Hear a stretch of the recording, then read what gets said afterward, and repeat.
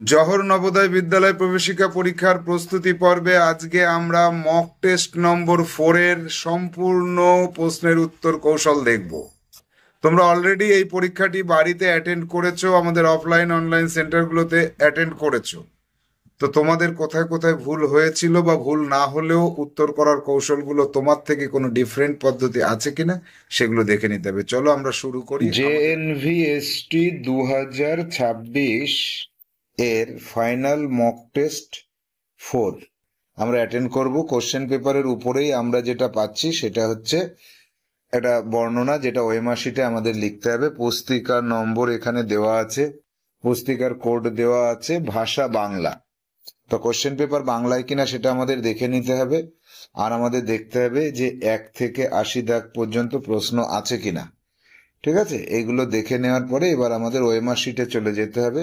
পুস্তিকা নম্বর এখানে দেখো 4952959।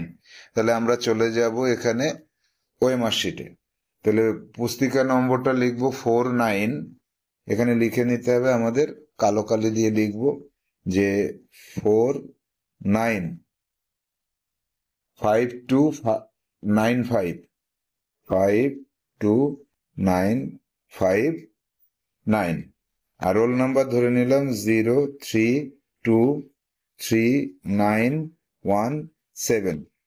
আবার এটাকে আবার লিখতে হবে এখানে 03292 পরে 3। দেখেছো, ভুল হয়ে যেতে পারে কিন্তু 3917। আবার এই পুস্তিকা কোড নাম্বার 4952959। স্টেট কোড লিখে দিলাম 13, এইটা লিখে দিলাম 16, এইটা 21, এইটা 05। তা এখনো যেহেতু আমাদের হাতে অ্যাডমিট কার্ড এসে পৌঁছায়নি, তাই আমরা এটা করলাম। এবার এটাকে গোল করতে হবে আমাদের। এইটা পুরোটা গোল করে আমি আর দেখাচ্ছি না, তোমরা এইভাবে এটাকে পুরোটা কমপ্লিট করো। তাহলে এবার আমরা সরাসরি উত্তরে চলে যাব, প্রশ্নগুলোকে দেখব। 1 বাই 1 আমরা 1 থেকে 40 পর্যন্ত ফিগারে চলে যাব, 41 থেকে 60 পর্যন্ত অঙ্কে চলে যাব, আর 61 থেকে 80 পর্যন্ত বাংলায় চলে যাব। তাহলে চলো আমরা শুরু করি আমাদের আজকের ক্লাস। আমাদের ক্লাস শুরু, তাই তো? ক্লাস শুরু করছি আমরা। আমরা আজকে 100 নম্বরের প্রশ্নের উত্তর করব। মক টেস্ট নম্বর 4, প্র্যাকটিস সেট 4, জওহর নবোদয় বিদ্যালয় প্রবেশিকা পরীক্ষা। তাহলে আমরা প্রথমে চলে যাব 40টি ফিগারে, 40টি ম্যাট, মেন্টাল অ্যাবিলিটি টেস্ট। আসো এক দাগে আসো। এক দাগে কি আছে দেখি। এক দাগে ব্যাট খেলার, হকি খেলা, ব্যাডমিন্টন খেলার বিষয়, ছাতা খেলার বিষয় নয়। তাহলে ছাতাটা হচ্ছে আলাদা, মানে পৃথকীকরণ। কোনটা আলাদা সেটা খুঁজে বের করতে হবে আমাকে।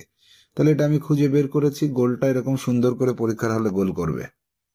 2 দাগে আছে গরু, কুকুর, বিড়াল গৃহপালিত, আর বাঘ এটা গৃহপালিত নয়। তাহলে এইটা বাকি 3টের থেকে সম্পূর্ণ আলাদা, এটাকে আমরা আলাদা করলাম।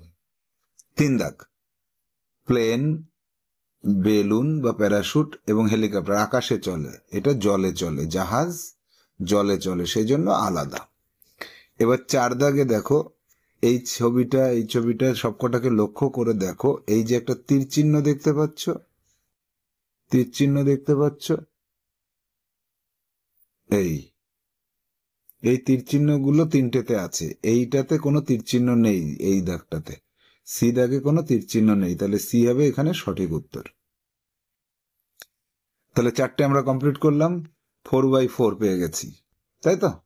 এবার আসবো 5 দাগে, হুবহু মিল। তাহলে এখানে আমাকে কি করতে হবে দেখো, গুনতে হবে।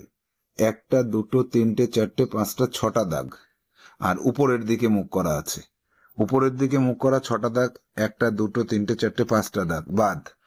1টা 2টো 3টে 4টে 5টা 6টা দাগ, এটা ঠিক। 1টা 2টো 3টে 4টে 5টা দাগ, এটা হবে না। 1টা 2টো 3টে 4টে 5টা 6টা দাগ, কিন্তু এর বোটাটা কালো, এর বোটাটা সাদা। অর্থাৎ আমরা মিল করে পেলাম সি। সি হচ্ছে এখানকার সঠিক উত্তর। এইভাবে মিলিয়ে দেখতে হবে। শুধু হুবহু মিলটাকে দেখলাম একই রকম করলে হবে না, মিল খুঁজতে হবে। মিল খোঁজার নিয়মটা প্রত্যেকটা মক টেস্টের তুমি যদি অ্যান্সার করার কৌশলটা একটু মন দিয়ে ফলো করো তাহলে তুমি বুঝতে পারবে যে কিভাবে মিল করতে হয়। এবার যাব 6 দাগে। 6 দাগের প্রশ্ন দেখো, পাপড়ি গোনো, 1টা 2টো 3টে 4টে 5টা 6টা 7টা। 1টা 2টো 3টে 4টে 5টা 6টা 7টা, এটা ঠিক হতে পারে। 1টা 2টো 3টে 4টে 5টা 6টা 7টা 8টা, এটা বাদ। 1টা 2টো 3টে 4টে 5টা 6টা 7টা, এটাও ঠিক হতে পারে। 1টা 2টো 3টে 4টে 5টা 6টা, এটা বাদ। তাহলে ঠিক হতে পারে যে দুটো, সেই দুটোকে রেখে বাকিগুলোকে আমাদের বাদ দিতে হলো। এবার দেখো এইটাতে এই যে পাপড়িটা উপরের দিকে একদম এরকম সোজা আছে, এইখানের এই পাপড়িটা এইদিকে কাত করা আছে, তাহলে এটা বাদ। তাহলে আমরা সঠিক উত্তর পেয়ে গেছি। এ হচ্ছে আমাদের সঠিক উত্তর। ব্যাখ্যাগুলোকে ভালো করে বুঝবে। এবার আসবো, এই জায়গাটা লক্ষ্য করব। এই জায়গাটা লক্ষ্য করলে এইটা সঠিক, এইটা সঠিক নয়, এইটা সঠিক। বেশ, তাহলে দুটো বাদ গেছে। এবার এই জায়গাটা লক্ষ্য করব, এই জায়গাটা নেই, এটা বাদ। তাহলে আমার উত্তর কিন্তু এইটা হুবহু মিলে যাচ্ছে। বোঝা গেল? এবার যাব 8 দাগে। আপেলের মতো দেখতে তো এই আপেল একটাই আছে, অর্থাৎ এরকম সহজ। এটাকে বলা হচ্ছে অতি সহজ। অতি সহজটা কিন্তু পরীক্ষায় আসবে না। এবার আসবো 9 দাগে। নিয়ম পাল্টে গেল। নিয়মটা কি? এটা হচ্ছে আবদ্ধ চিত্র। এখানে আমাকে আবদ্ধ চিত্রতে কি করতে হচ্ছে, দেখো কোনটার সাথে কোনটার মিল, এটা আমাকে খুঁজতে হবে। তাহলে এখানে আমরা পাচ্ছি যে এই চিত্রটার সাথে এই চিত্রটার মিল আছে। কোথায় কোথায় মিল আছে? এই দাগগুলোতে মিল আছে, সবকটাতে এই দাগ দুটোই মিল আছে। আর কি? আর দেখো এই যে এই চিহ্নটা সাথে এই চিহ্নটার মিল হবে। আজকে আমরা এটা নতুন পেলাম যে শুধু এই ঘর আর এই ঘর নয়, দুটো ঘরকে একত্রে একটা মিল পেলাম। এটা নতুন চিত্র পেলাম, আগে কখনো পাইনি আমরা। এই নতুন চিত্রটা মাথায় রাখতে হবে। তাহলে এইটাকে এইভাবে দিতে হবে, তাই তো? আর কি? আর এই যে দাগটা, এটা কোথা থেকে এসেছে আমি এটা জানি না। ওই দাগটা কি আছে আমাদের কোনো উত্তরে? দেখতে হবে সেটা। হ্যাঁ, ওই দাগটা এইখানে যদি থাকে তাহলে এইখানেও এইটাকে দিতে হবে। তাহলে এই দাগটা এইভাবে আসবে, এটা ওঠেনি ছাপাটা। তাহলে আমার উত্তরে এবার আমাকে দেখতে হবে যে আমার কোনটা আমার উত্তরের সাথে মিলছে। পুরোটা না আসলেও শুধু এইটুকু করলেও হয়, পুরোটা না দরকার হতে পারে। এবার আমার যে চিত্রটা, আমার চিত্রটা হচ্ছে এইটা। সঠিক উত্তরটা আমি পেয়ে গেছি।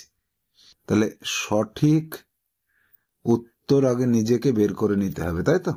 এবার হুবহু মিলে চলে আসুন। তোমার উৎপন্ন চিত্রের সাথে হুবহু মিলে যাচ্ছে কোনটা? এটা মিলছে না, এটা মিলছে না, এইটা মিলেছিল কিন্তু আর একটা দাগ পড়েনি। তাহলে মিলছে কোনটা? হুবহু বি দাগেরটা। তাহলে দেখো হুবহু মিল, কিন্তু আমি বলেছি না যে হুবহু মিল সব থেকে বেশি থাকে, এটাও হুবহু মিল।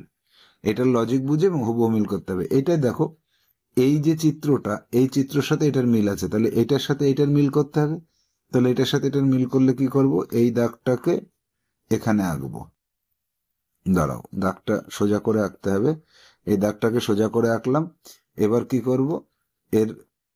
এই দাগটাকে আঁকবো। এবার কি করব? এর মিডিল থেকে এই দাগটা টানবো, এইটা টানবো, এটা টানবো। তাহলে কি হলো বিষয়টা? 4টে ছবি একই হয়ে গেল। শুধু ছবিগুলো একটা এইদিকে কাট করা থাকলে একটা এইদিকে কাট করা থাকছে, এই তো। তাহলে আমরা আমাদের সঠিক উত্তর যখন পেয়ে গেছি, সেটা এইটার সাথে মিলছে না, এটার সাথে মিলছে না, এইটার সাথে মিলছে, এই অপশনের সাথে মিলে যাচ্ছে। তাহলে আমি আমার সঠিক উত্তর পেয়ে গেছি, এই অপশন মিলে গেছে। 11 দাগে আসো। 11 দাগে কি হচ্ছে যে এইটা যখন এইরকম আছে, তাহলে এইটাও এই যে এইটাও এইভাবে আসবে, এইভাবে এসে এই মিলবে। সেটা কোথায় আছে? কোন অপশনে আছে? এই অপশনে কিন্তু এই নিচের দিকে আছে, উপরের দিকে হতে হবে। এখানে পুরোটা গোল আছে, হবে না। তাহলে এই অপশনটার সাথে হুবহু আমার উত্তর মিলে যাচ্ছে, সি অপশনটা সঠিক উত্তর হচ্ছে। তাহলে সঠিক উত্তর পাওয়া গেল। এবার যাব 12 দাগে। 12 দাগে দেখো চারটে ছবি একই, চারটে ছবি যদি এক হয় তাহলে আমার প্রথম চিত্রটা হবে এইটা, এইটা হবে আমার প্রথম চিত্র। এই গেল প্রথম চিত্র। তারপরে একটা, দুটো, তিনটে দাগ আছে, তাহলে এই একটা দাগ দেব, একটা, এই দেব দুটো, এই দেব তিনটে। তাহলে তিনটে দাগ, এইটা আমার হুবহু মিল খুঁজতে হবে। এবার দেখা যাক কোথায় আছে। ওইটা আছে আমার এ অপশানে আছে, দেখো মনে পড়ছে তো, একটু আগেই দেখলাম আমরা যেটা, সেটা। এবার আসবো নতুন ধারাবাহিকে। ধারাবাহিকে কি হচ্ছে দেখো, এই বলটা এখান থেকে এক ঘর নিচে নামলো, পরে আর এক ঘর নিচে নামলো, পরে কি হবে, পরে এটা আমার আগে দাগটা টেনে নি, এই একটা আছে, এই দুটো আছে, এই তিনটে আছে, চারটে আছে, পাঁচটা আছে, ছটা আছে। পরেরটা কি হচ্ছে, এইটা এখান থেকে এই ঘরে চলে যাবে। এটাই আসা যাক, এটা এখান থেকে এখানে এক ঘর উপরে গেল, আর এক ঘর এখানে আসলো, এই পাশের ঘরটায় যাবে। এই এই চিত্রটা কোথায় আছে, এই অপশানে আছে। তাহলে আমার উত্তরের সাথে হুবহু মিল হতে হবে। এই উত্তর তোমার নিজে তৈরি করে নিতে হবে। এবার আসো 14 দাগে। 14 দাগে কি আছে, এই কোণা ছিল, তারপরে এই কোণায় নামলো, তীর চিহ্ন একটা ছিল, দুটো হয়ে গেল, এই কোণায় আসলো, তিনটে হয়ে গেল। এবার এই কোণায় যাবে, তীর চিহ্ন চারটে হয়ে যাবে, একটা, দুটো, দুটো, তিনটে, চারটে। কোথায় আছে, বি অপশনে আছে। হুবহু মিল করলাম, হুবহু মিল করতে হবে। 15 দাগে আসো। 15 দাগে কি পাচ্ছি আমরা, এইটাকে ঘুরিয়ে দিলাম নিচের দিকে, অথবা আর একটা কাজ করতে পারি, এটা এখান থেকে এখানে নামলো, এখানে নামলো, পরের বার এখানে যাবে। তাহলে আমার এইটাকে আগে এঁকে নিই, এইটা হয়ে গেল, একটা জিনিস কমপ্লিট করলাম। এই দিকে ছিল, এই দিকে গেল, এদিকে গেল, এবার এই দিকে নামবে। এই এই চিত্রটা কোথায় আছে, আচ্ছা ও উপরের দিকে, এটা আমি যেটা দিয়েছি সেটা উপরের দিকে আসছে না, এটা নিচের দিকে আসছে। এটা দেখো, এইটাকে যদি ঘুরিয়ে এইদিকে দাও তাহলে এটা নিচের দিকেই আসে, ওটা আমারই আকার ভুল। তাহলে আমার উত্তর কিন্তু এইটা আসছে, এইটা উত্তর আসছে। এবার যাব 16 দাগে। 16 দাগে কি আছে, আমার এই তীর চিহ্নটা নিচের দিকে সরছে বারবার, তাহলে এখান থেকে এখানে, এখানে, এবার এদিকে আসবে।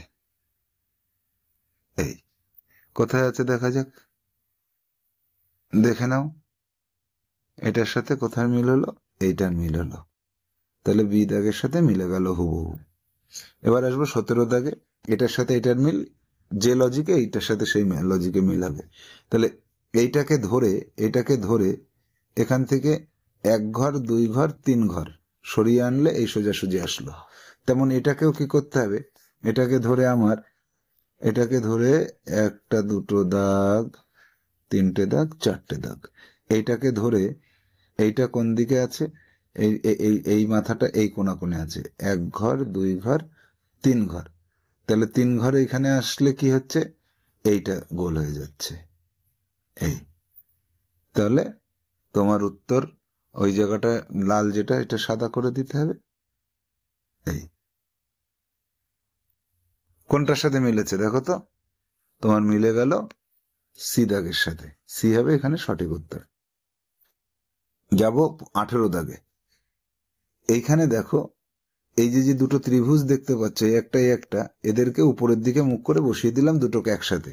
তাহলে এখানেও এটা তাই করতে হবে, এটাকে ধরে এইভাবে এইটা আর এটাকে বসিয়ে দেব, বসিয়ে দিয়ে এই, তাহলে উত্তর কোনটা হচ্ছে, আমার সি হচ্ছে সঠিক উত্তর। একই রকম ভাবে দুটোর মিল করতে হয়। এবার আসবো 19 দাগে। 19 দাগে কি হলো, এখান থেকে এটাকে ধরে জাস্ট এইদিকে পাশাপাশি উল্টে দিলাম, আর এটাকে কি করলাম, উপরের দিকে উল্টে দিলাম। তাহলে এইটাকে পাশাপাশি উল্টাতে হবে, এটাকে পাশাপাশি উল্টালে এই ঘরটা কালো হবে, আর এটাকে উপর নিচে উল্টালে কোনো রকম কোনো পরিবর্তন হবে না, উপরের দিকে উল্টে দিলে একই রকম তৈরি হবে। এটাকে যদি উপরের দিকে উল্টাই, তাহলে আমার সঠিক উত্তর সি।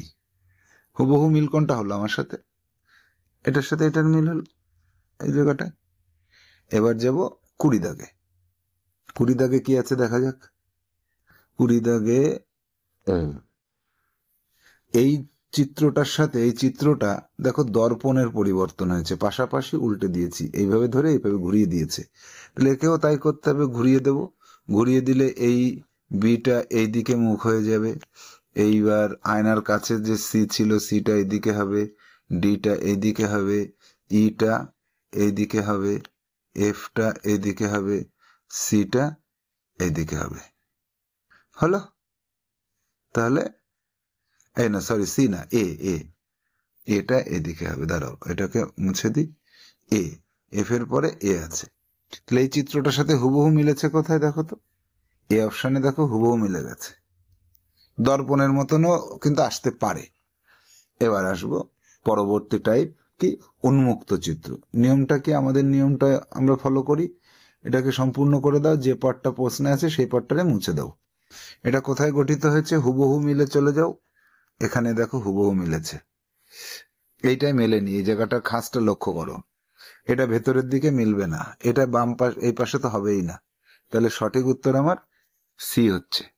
সবকিছু লক্ষ্য করতে হবে পরীক্ষার হলে। এই যে লাস্টের যে 1 মাস, এই 1 মাস যদি তুমি ঠিক ভাবে ফলো করো, তাহলে তোমার কাছে একদম সহজ হয়ে যাবে পরীক্ষাটা। এটাকে সম্পূর্ণ করলাম, করে এটাকে মুছে দিলাম।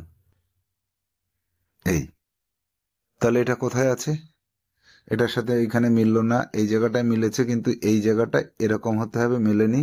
এটা তো মেলেইনি, তাহলে এটা মিলে গেছে। ডি দাগেরটা সম্পূর্ণ মিলে গেছে। এই গোল করতে হবে সঠিকভাবে। 23 দাগে দেখো, 23 দাগে পাচ্ছি, এটাকে এইভাবে পূর্ণ করে দাও, এটাকে এইভাবে পূর্ণ করে দাও, এই টেনে দাও। দেখো তো কোনটা তৈরি হলো এরকম। এ দাগের এই জায়গাটা আরেকটু বড় হতে হবে, এরকম হতে হবে। এই হয়নি, এই জায়গাটা এতটা কম না, এটা আর একটু বেশি হতে হবে, হয়নি। এইটা মিলে গেছে এই জায়গাটা। তাহলে সঠিক উত্তর সি হবে। ডি তো হবেই না, ডি তো উল্টো দিকে রয়েছে, ওটা হবে না। এই 23 দাগ হয়ে গেল। এবার আমরা 24 দাগে যাব। 24 দাগে কি আছে দেখা যাক। 24 দাগে এটাকে এরকম টেনে দাও, এটাকে এরকম টেনে দাও। এই কোথায় গেল, কি করলাম আমি, এটা এই টানতে হবে, টেনে দেখা যাক। এটাকে টেনে দিয়ে এই টেনে দেব, দিয়ে এটারে মুছে দেব। কোনটার সাথে মিলেছে, এইটার সাথে মিলেছে, ডি এর সাথে মিলেছে। এই খাঁজটা মেলেনি, এই খাঁজটা মেলেনি, এই খাঁজটা মেলেনি। তাহলে আমরা 24 দাগ কমপ্লিট করলাম। এবার চলে যাব পরবর্তী নিয়মে, দর্পণ। দর্পণের মধ্যে আমাকে কি করতে হবে, দর্পণের মধ্যে এই দর্পণের থেকে দূরের দিকে এরকম হবে, আর এইটা এরকম হবে, আর সামনের পাশটা সোজা নিচে নেমেছে, সামনের পাশটা আয়নার দিকে এগিয়ে এসছে, এই, আর এইটা এই, আর এইটা এরকম নেমেছে, এইটা এই এই। দেখো তো কোনটার সাথে আমার এটা মেলে, ডি দাগের সাথে দেখো হুবহু মিলে যাচ্ছে। এখানে হাতে মেলেনি, এখানে হাতে মেলেনি, আর এটা তো উল্টো দিকে হয়নি, এটা মিলল না। তাহলে ডি হচ্ছে এখানে সঠিক উত্তর। চলে যাব পরবর্তী উত্তরে। এইটা পরিবর্তন হবে না, এটারও পরিবর্তন হবে না, এটারও হবে না, এইটারও হবে না। এরপরে এইটারও কোনো পরিবর্তন হবে না, শুধু কলের মুখটা আয়নার দিকে আছে, এটা আয়নার দিকে যাবে, আয়নার দিকে যাবে। এই, আর এটা এই। কোথায় আছে এটা, এই চিহ্নটা, এইটার সাথে হুবহু মিলছে, বি দাগেরটা। বি হবে এখানে আমার সঠিক উত্তর। এই এবার যাব এইটা দেখো, এইটার কোনো পরিবর্তন হবে না, এটা একই রকম থাকবে, এটা এরকমই থাকবে, এইটা এরকমই থাকবে, এইটা এরকমই থাকবে, এটা এইদিকে যাবে, এটা এইদিকে যাবে। এবার দেখো চারটে যেখানে আছে, এই চারটেরও কোনো পরিবর্তন হবে না, শুধু পরিবর্তন হবে এইখানে 5টা কাছে আছে, কাছে হবে, একটা দূরে যাবে। এই চিত্রটা কোথায় আছে আমাকে সেটা আগে লক্ষ্য করতে হবে। চলে আসো, এই চিত্রটা হুবহু এরকম কোনটা আছে, এই দেখো এইটা আছে, এইটা হবে সঠিক উত্তর। উত্তর আগে নিজে তৈরি করতে পারলে কোনো কঠিন ব্যাপার নয়। এইটা দেখো, এই যে আয়নার কাছের এইটা এরকম আয়নার থেকে দূরে চলে গেল, আয়নার থেকে দূরে চলে গেল। কোনটা করলাম? এইটা করলাম, আয়নার থেকে এইটা দূরে চলে গেল, এইটা নিচে নামলো, এইটা এই। এরপরে কি করলো? এরপরে আয়নার পেছনের দিকে এইটা টানলো, এইটা টানলো, এইটা টানলো, আর এইটা এই টানলো। এবার এই কাছের দিকে নিচের থেকে এইভাবে গেছে, দূরের থেকে এইভাবে গেছে। এবার কাছের দিকে দেখো, আয়নার কাছের দিকে যেটা তৈরি হয়েছে সেটাতে এরকম দুটো ভাগ করেছে, করে এইখানে এইভাবে দাগ টেনেছে, এই। আর পেছনের দিকে যেটা আছে সেটা এইভাবে টেনেছে। এটা কোথায় তৈরি হয়েছে দেখো তো? এ অপশানে তৈরি হয়েছে, এইটা। তাহলে আমার উত্তর আমি পেয়ে গেছি তো। এবার যাব পরবর্তী নিয়ম, পেপার ভাজে। দেখো, পেপার ভাজের চিরাচরিত নিয়ম অনুযায়ী এই ভাঁজ করলো, এই ভাঁজ করলো। তাহলে আমার এই কাটিংটা এখানে পেলাম। এবার এই ভাঁজটাকে এইদিকে খোলো, খুললে এইটা গিয়ে পড়বে এখানে, এটা গিয়ে পড়বে এখানে। এবার এইদিকে নামো, নিচের দিকে নামো, এটাকে নিচের দিকে নামাও, নিচের দিকে নামালে এইটা এসে পড়বে এখানে, এইটা এখানে, এইটা এখানে। তাহলে সঠিক উত্তর কোনটা হচ্ছে আমার? হুবহু মিলছে কোনটা? ডি দাগের সাথে হুবহু মিলে যাচ্ছে। এখানেও সেই হুবহু মিল। হুবহু মিল মোট কতগুলো সেটা দেখো। আচ্ছা, এবার আসবো 30 দাগে। প্রথমে এই ভাঁজ, তারপরে এই ভাঁজ, এই। তাহলে আমার প্রথম ভাঁজ খুলতে হবে এইদিকে। তাহলে এইদিকে ভাঁজ খুললে এই বৃত্তটা এখানে গিয়ে পড়বে, আর এই ত্রিভুজটা এখানে এসে পড়বে। এবার এইদিকে ভাঁজ করেছিল, দেখো ভাঁজটা উল্টো করে দিয়েছে, উল্টো করেছে। এই ভাঁজটা এখানে, এইটা এইদিকে হবে, এইদিকে হবে, ভুল করেছে, এটা ভুল আছে। এবার এই ভাঁজটা যেহেতু এইদিকে এসেছিল, এবার এইদিকে খুলতে হবে, এইদিকে খুলবো। এদিকে খুললে কি হবে? এই ত্রিভুজটা এখানে গঠিত হবে, এই। আর এই এই বৃত্তটা এখানে গঠিত হবে, এই বৃত্তটা এখানে গঠিত হবে, এই ত্রিভুজটা এখানে গঠিত হবে। কোথায় আছে মিল? মিল আছে এই অপশনের সাথে। একদম নিজের উত্তর নিজে তৈরি করা যাচ্ছে তো? যাবে, এরকম মিল করতে হবে। 31 দাগে দেখো, প্রথমে এই ভাঁজটা করেছে, তার এই ভাঁজটা করেছে, এই কোণাটা ঠিক আছে। তাহলে প্রথম ভাঁজটা খুলবে আমার এইটা, এটা খুললে এইদিকে চলে যাবে, এইদিকে একটা সোজা করে দিই, এই। এই বৃত্তটা এখানে চলে গেল। আর কি হচ্ছে? এইটা এই এই যে এইখান থেকে এই দিকে যাবে, তখন এইটা হবে। এবার এইদিকে ভাঁজ হয়েছিল, এইদিকে খোলো, এটাকে এইদিকে খোলো। এইদিকে খুললে এই বৃত্তটা এখানে, এই বৃত্তটা এখানে, আর এটা এসে পড়বে এইদিকে, এটা এইদিকে পড়বে, আর এটা পড়বে এইদিকে। কোনটার সাথে মিলেছে হুবহু দেখো তো? বি অপশনের সাথে হুবহু মিলে গেছে। আচ্ছা, বি অপশনের সাথে মিলেছে, সির সাথে কেন মিলেনি? সির সাথেও তো মিলে গেছে। তাহলে সি কে আমরা সঠিক কেন করছি না? সি কে সঠিক করছি না এইটার মাথাটার দিকে তাকিয়ে। এর মাথাটা এইদিকে চলে গেছে, নিচের দিকে আসতে হবে তো। এইটা ঠিক আছে, এটা ঠিক আছে, এটা ঠিক আছে। তাহলে তুমি যদি এই সঠিক উত্তরটা নিজে অঙ্কন না করে নিতে, তাহলে এইটাকে গোল করে দিয়ে আসার 50% চান্স থাকতো।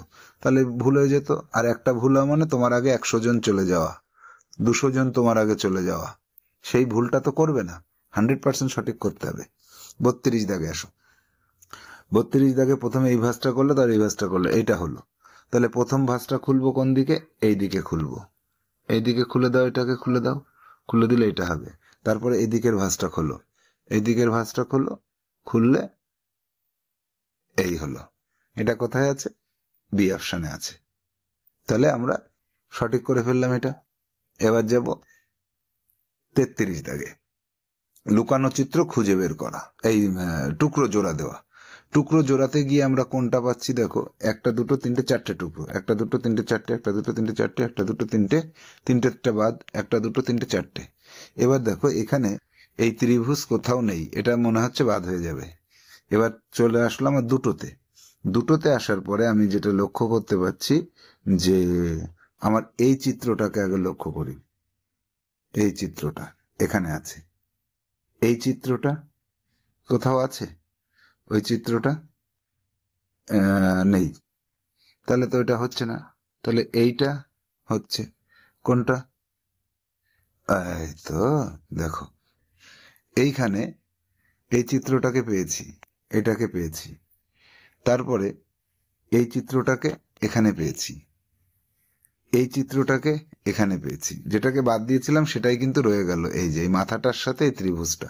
তাহলে সঠিক উত্তর কিন্তু আমার খুঁজে পেতে অসুবিধা হলো না, ডি।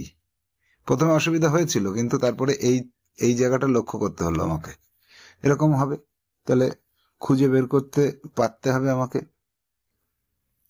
এবার দেখো, এইটাকে আগে লক্ষ্য করো, এটা কোথায় আছে? এইটা, ওইটা, ওইটা, ওইটা কোথায়? এইখানটায় পেয়েছি, এই যে।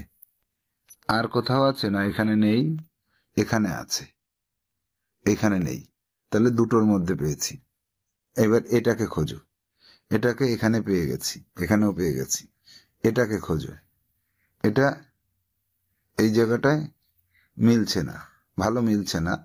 এইটাকে লক্ষ্য করলে এইখানে পেয়েছি, এখানে নেই। তাহলে হুবহু মিলে মানে আমি এই চারটাকে জোড়া দিলে যেটা পাচ্ছি সেটা হচ্ছে এ অপশনে পাচ্ছি। তাহলে আমাদের কত উত্তর হলো? এটা 34-এর এ হলো। 35 দাগে চলো, 35 দাগে, 35-এ আসি। এই 35, এই টুকরোটাকে খোঁজো, এখানে পাচ্ছি, আর কোথাও পাচ্ছি না। এই টুকরোটা এই যে পাচ্ছি, এই টুকরোটা এই পাচ্ছি, এই টুকরোটা এই পাচ্ছি, এই টুকরোটা এই পাচ্ছি। তাহলে আমার সঠিক উত্তর বি, পেয়ে গেছি। এবার যাব 36 দাগে। 36 দাগে আমরা এই চিত্রটা, এই যে, আর এই যে, এই যে তিনটে, এটা বাদ গেল।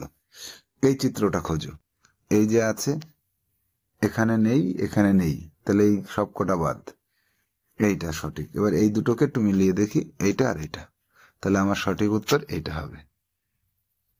বাদ দেওয়ার নিয়মগুলো খুঁজে লক্ষ্য করবে কিন্তু। লুকানো চিত্র, লুকানো চিত্রতে দেখো, এই চিত্রটাকে খুঁজে বের করতে হবে, তাই তো? এখানে পাচ্ছি না, এখানেও পাচ্ছি না, এখানেও পাচ্ছি না, এখানে দেখি পাওয়া যায় কিনা। এই জায়গাটা একটু লক্ষ্য করো যে কোথায় পাচ্ছি। এই পেলাম, এই পেলাম, এই পেলাম, এই পেলাম। এই চিত্রটাকে পাওয়া গেছে এখানে, তাহলে এটাই সঠিক উত্তর হলো। 37 হলো। এবার 38 দাগে যাব। 38 দাগে এই চিত্রটাকে খুঁজতে হবে, তাই তো? এই জায়গাটা খুঁজি, এই জায়গাটা নেই, এইখানে নেই, এইখানে আছে, এই আছে, এই আছে, এই আছে, এই আছে, এই পেয়ে গেছি, ডি অপশনে রয়েছে। এটা হচ্ছে সঠিক উত্তর। 38 গেল। 39 দাগে আসো। 39 দাগে আমরা এই জায়গাটায় পেয়ে গেছি, এইটাকে, এই জায়গাটায় এই চিত্রটা পাওয়া গেছে। তাহলে সঠিক উত্তর হলো বি। এই জায়গায় পেয়ে গেছি, তাহলে এটাও সঠিক উত্তর, সিও সঠিক উত্তর। কিন্তু না, এই জায়গাটা এবার লক্ষ্য করতে হবে। এই জায়গাটা লক্ষ্য করলে সঠিক উত্তর আসবে। সব জায়গাগুলো লক্ষ্য না করে তো হবে না। এই জায়গার এইটা তো নেই। এইবার 40 দাগে দেখো, এই জায়গাটা লক্ষ্য করো, এই আছে, এই আছে, এই আছে, এটাই নেই। আর কি? এই জায়গাটা লক্ষ্য করো, এই জায়গাটা এই আছে, এই পুরোটা নেই। এই জায়গাটায়, এই জায়গাটায় এই আছে, এই পুরোটা আছে। এই জায়গায় এই আছে, এইটা নেই, পরেরটুকু নেই। তাহলে আমার সঠিক উত্তর এই পেয়ে গেছি। সঠিক উত্তরটা কমপ্লিট করে নিলাম। তাহলে এই চিত্রটা লুকিয়ে আছে কোথায়? এখানে লুকিয়েছে। এটা কিন্তু চোখের আইডিয়ার উপর বেস করে করতে হয়। তাহলে আমরা প্রথম খণ্ড 40টা ফিগারের মধ্যে 40টা ফিগারকে সঠিক করে নিলাম। আমরা এবার মানসিকভাবে জোর পেয়ে গেছি। আমরা আসবো খণ্ড 2-তে, অঙ্ক করব, তাই তো? 20টা অঙ্কের প্রশ্নের উত্তর আমরা করার চেষ্টা করব। 41 দাগে প্রথমে কি পাচ্ছি? একটি বস্তুকে 800 টাকাতে বিক্রি করলে প্রাপ্ত লাভ সেই বস্তুটি 600-তে বিক্রি করার ক্ষতির সমান হয়। বস্তুটির ক্রয় মূল্য কত? অঙ্কটাকে ভালো করে বুঝে নাও। 800 টাকায় যদি তুমি বিক্রি করো তাহলে তোমার লাভ হয়, আর 600 টাকায় বিক্রি করলে ক্ষতি হয়। এর মিডিলে কোনো একটা জায়গায় তুমি একে বিক্রি করেছো। কোন জায়গাটায় বিক্রি করেছো? এমন একটা দামে বিক্রি করেছো যেটা এর থেকে যত দূরে, এর থেকে তত দূরে। অর্থাৎ এই দুটোর দূরত্ব সমান। এই দুটোর দূরত্ব কখন সমান হয় জানো? এই দুটোর গড় করলে হয়। তাহলে 600 আর 800 গড় করো, 800 আর 600 যোগ করো, যোগ করে 2 দিয়ে ভাগ করে গড় করো, দেখো 1400 700 হচ্ছে 700। তাহলে এই 700 টাকায় বিক্রি করলে কেনা থাকলে 800 টাকায় বেচলে 100 টাকা লাভ হয়, 600 টাকায় বেচলে 100 টাকা ক্ষতি হয়। তাহলে এই অঙ্কের নিয়ম কি? গড় করে দিতে হবে। এটা হচ্ছে গড়। এই এবার যাব 42 দাগে, বলছে নিম্নলিখিতের মধ্যে কোনটি সত্য। আচ্ছা, এবার দেখো 1 দাগ আর 2 দাগ। 2/7, আমাকে এবার কিন্তু এই অঙ্কটা করতে গেলে তোমাকে একটু পরিশ্রম করতে হবে। এই 2/7 এটা মানে কত? 2/7 এর অর্থ হচ্ছে 0.28। এটার মান হচ্ছে, এই 2/7 এর মান হচ্ছে 0.28। 3/4 এর মান কত? এটা বের করতে হবে। এবার 3/4 এর মানটা বের করে দেখবে 0.75। এবার 1/2 এর মান হচ্ছে 0.5। তাহলে দেখো তো এইটাতে, এই যে 2/7 এটার মান হচ্ছে 0.28, সেটা কি এটার থেকে বড়? 0.75 28 কি 75 থেকে বড়? না, তাহলে এটা ভুল, এটা ভুল। এবার এটা ভুল হলে এটা তো অবশ্যই ঠিক হবে। তারপর আমাকে দেখতে হবে একবার যে ওটা ঠিক নাও তো থাকতে পারে, তাই না? তাহলে এবার এখানে 5/6, 5/6 মানে কত? 0.83। 2/3 মানে কত? 2/3 মানে হচ্ছে 0.66। আর 3/5 মানে কত? 3/5 এটার মানে হচ্ছে 0.60। তাহলে 60 থেকে 66 বড়, 66 থেকে 83 বড়, তাহলে এটা সঠিক। তাহলে এটা যদি সঠিক হয় তাহলে আমি কি বলতে পারি? কেবল এই যে এ সঠিক না, 2 দাগ সঠিক, হ্যাঁ 2 দাগ সঠিক, দুটোই সঠিক না, 1 আর না 2, মানে 1ও সঠিক না 2ও সঠিক না, এরকম তো না, 2টা তো সঠিক হয়েছে আমার, এটা তো সঠিক হয়েছে, তাহলে এটা সঠিক হবে। এই ধরনের ক্রিটিক্যাল প্রশ্ন আসতে পারে। প্রশ্নটা ক্রিটিক্যাল কিন্তু সরল অঙ্ক। সরল অঙ্কতে আমাদের কি করতে হবে? এবার দেখো, প্রথমে ব্র্যাকেটের কাজটা করতে হবে। 3/4 থেকে 1/3 বিয়োগ করে দাও, 12 লসাগু হবে, 3 তিরিকে 9, 4 এই 4, তাহলে 5/12 হচ্ছে। এইটার মান হবে এই জায়গাটা করে হবে 5/12। এবার ফার্স্ট ব্র্যাকেট তুলে দাও, 1/6 এর ভাগের কাজটা আগে হবে। তাহলে এই জায়গাটায় ভাগের কাজটা 5/12 হচ্ছে 1/6 আর 5/12, তাহলে গুণ করে 12/5 করে দেবে। এটা কাটলে 2 হয়, 2/5 হচ্ছে। তাহলে এইটুকু মিলিয়ে 2/5 হচ্ছে। এবার এই 2/5 যোগ হবে এইগুলোর সাথে, যোগ করো।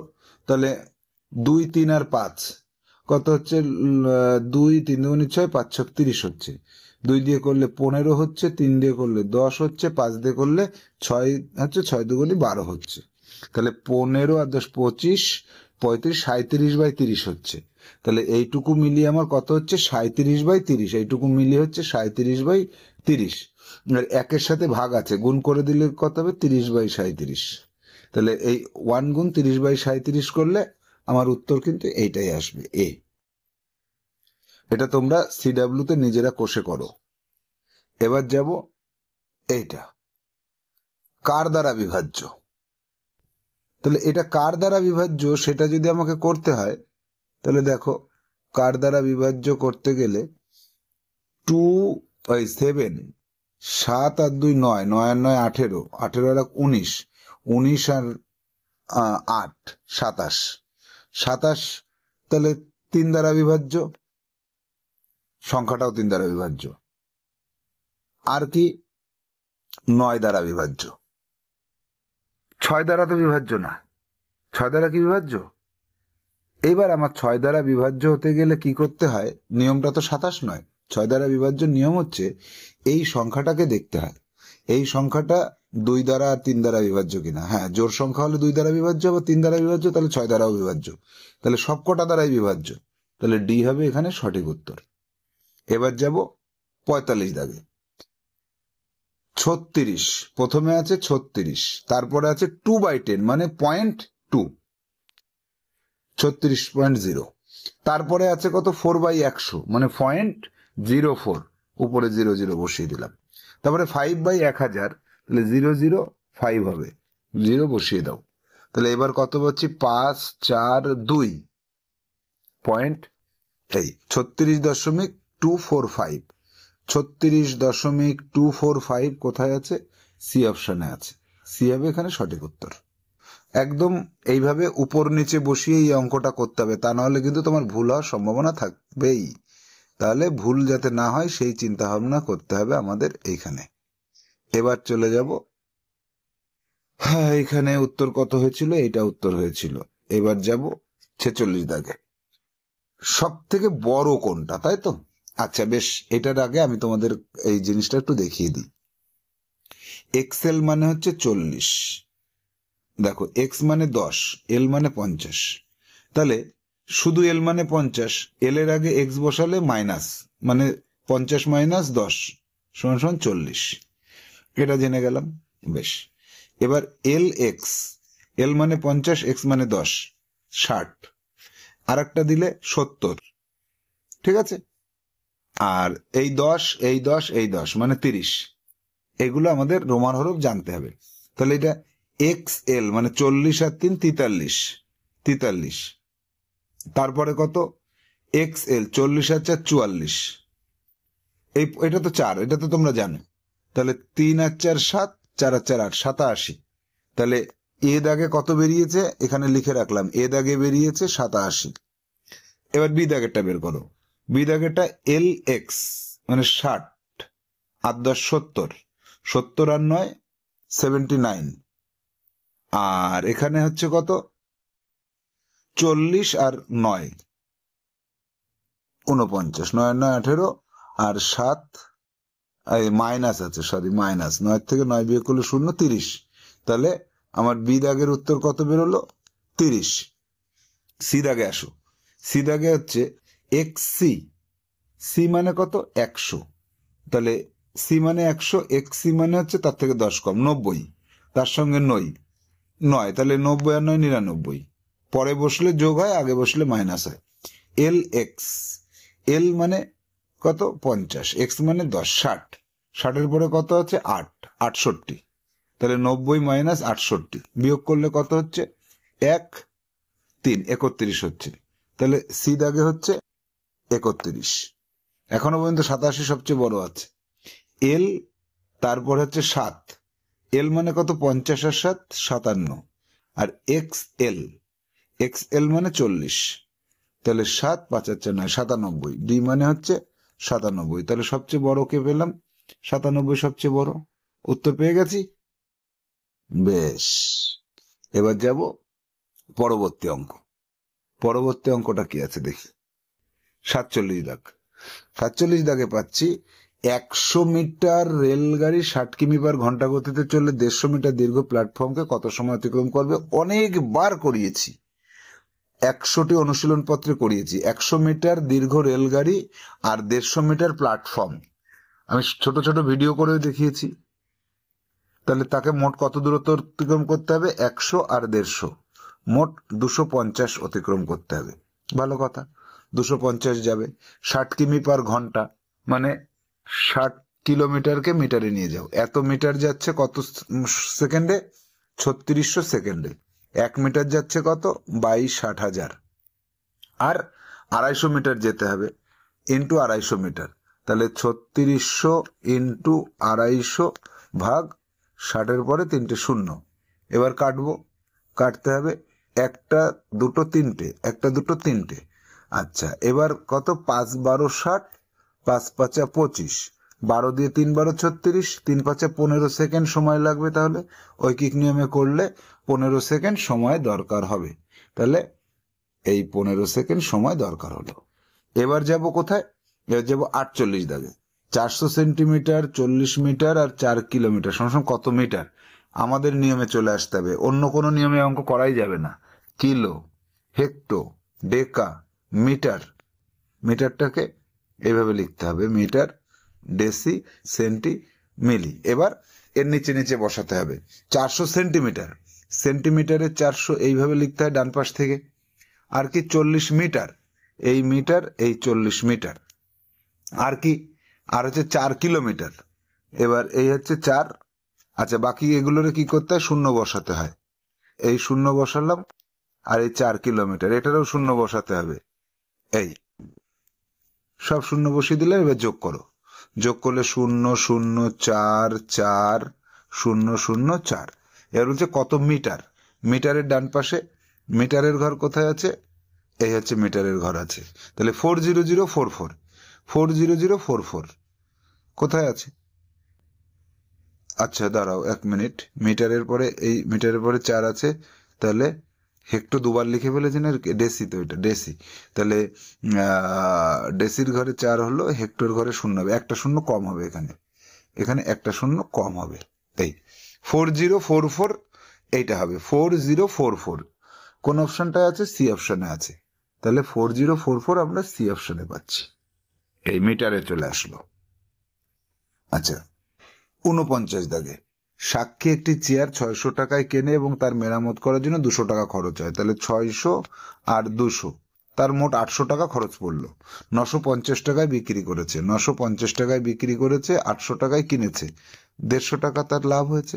তাহলে 150 টাকা লাভ হয়েছে, এটা হবে সঠিক উত্তর। এই এবার যাও 50 দাগে, অবিভাজ্য গুণিতকটি কত। তাহলে এবার কি করতে হবে, এটাকে 37-এর পরে 8, এই দুটো শূন্য, শূন্য মানে 5 দিয়ে ভাগ করবো আগে। তাহলে 5 ছক 30, 1 18, 3 5 15, 3 5 ছক 30, শূন্য মানে আবার 5 দিয়ে ভাগ করবো আগে। অবিভাজ্য মানে মৌলিক সংখ্যা, 5 অক্ষে 5, 1 13, 5 দুগুণী 10, 3 36, 5 7 35, 1 5 দুগুণী 10। এবার 2 দিয়ে ভাগ করবো, 6 দুগুণী 12, 3 দুগুণী 6, 1 6 দুগুণী 12। আবার 2 দিয়ে ভাগ করব, 3 দুগুণী 6, 2 অক্ষে 2, 8 দুগুণী 16। আবার 2 দিয়ে ভাগ করব, 2 অক্ষে 2, 1 11, 5 দুগুণী 10, 9 দুগুণী 18, 159। এবার কি হচ্ছে, 3 দিয়ে ভাগ করব, 3 দিয়ে ভাগ করলে 3 5 15, 3 53।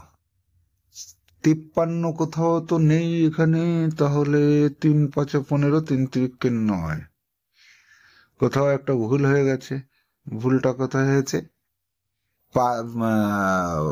5 দিয়ে 2 বার করেছি, তারপরে 2 দিয়ে 1 2 3 বার করেছি, 5 দিয়ে 2 বার, 3 দিয়ে, এখানে ভুল হয়েছে। আচ্ছা, ভুল হয়ে গেলে আর কিছু করার নেই, ভুল হলে সঙ্গে সঙ্গে কি করতে হবে, ছোট করে আবার করতে হবে। এই আবার করি, তাহলে দেখো 37-এর পরে 8 0 0, 5 দিয়ে কাটবো, তাই তো? মানে যখনই ডান পাশে এককের ঘরে শূন্য থাকবে তখনই 5 দিয়ে কাটতে হবে। তাহলে 37 8 0 0 ভাগ 5 করলে কত হচ্ছে, 7।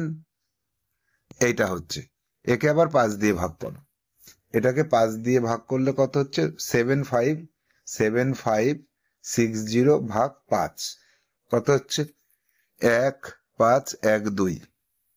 এবার এটাকে 3 দিয়ে ভাগ করি, 3 দিয়ে ভাগ করলে 3 5 15, 0 3 4 12, 504 হচ্ছে। একে 3 দিয়ে ভাগ করলে 504 আসছে। 504কে আবার 3 দিয়ে ভাগ করি, 3 দিয়ে ভাগ করলে কত আসছে, 168 আসছে। 2 দিয়ে ভাগ করি, 2 দিয়ে ভাগ করে 8 দুগুণী 16, 4। এবার দেখো ঠিক হয়ে গেছে, 84। 2 দিয়ে ভাগ করলে 42, 2 দিয়ে ভাগ করলে 21, 3 দিয়ে ভাগ করলে 3 7 21 হয়ে গেল। তাহলে এবার কি কি পেলাম, 2 1 2 3 পেলাম, 2 গুণ 2 গুণ 2, 3 কটা পেলাম, 1 2 3 পেলাম, গুণ 3 গুণ 3 গুণ 3, গুণ 5 2 পেয়েছি, গুণ 7 একটা পেয়েছি। তাহলে 2 3 2 3 3, 2 5 1 7, 2 2 আছে হবে না, 2 3 আছে, 3 3 আছে, 5 2 আছে, 7 আছে। ব্যাস, উত্তর আমি পেয়ে গেছি বি। এই ঠিক এই নিয়মেই এটাকে করতে হবে, গুনে গুনে দেখতে হবে এই কটা কটা করে আছে। হয়ে গেল। এবার যাব, এর উপরে আমি একটা ছোট ভিডিও করে দিয়েছি আজকে, তোমরা দেখে নেবে।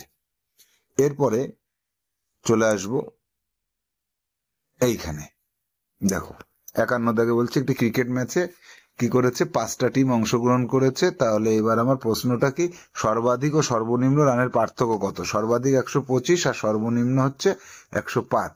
তাহলে বিয়োগ করলে 15 হবে। এদের পার্থক্য কত হচ্ছে? সর্বনিম্ন সর্বাধিকের 15 হচ্ছে।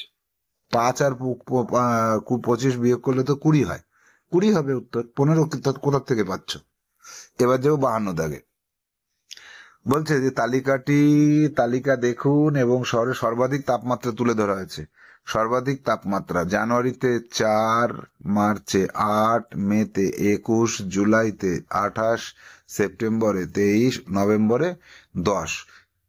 3 মাস মার্চ, জুলাই ও নভেম্বরে সর্বাধিক গড় তাপমাত্রা 2.5 কত?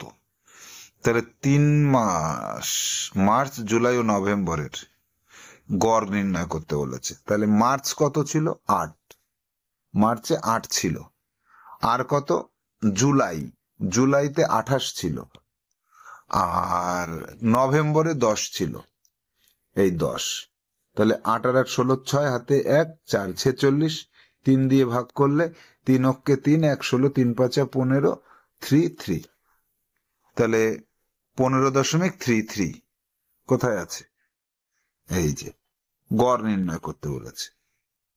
53 দাগে কি পাচ্ছি দেখা যাক। যে রৈখিক যুগ্ম তৈরি করা কোণগুলির মধ্যে একটি হলো ন্যূন কোণ, এর দ্বিতীয় কোণটি সম্পর্কে কি বলবেন?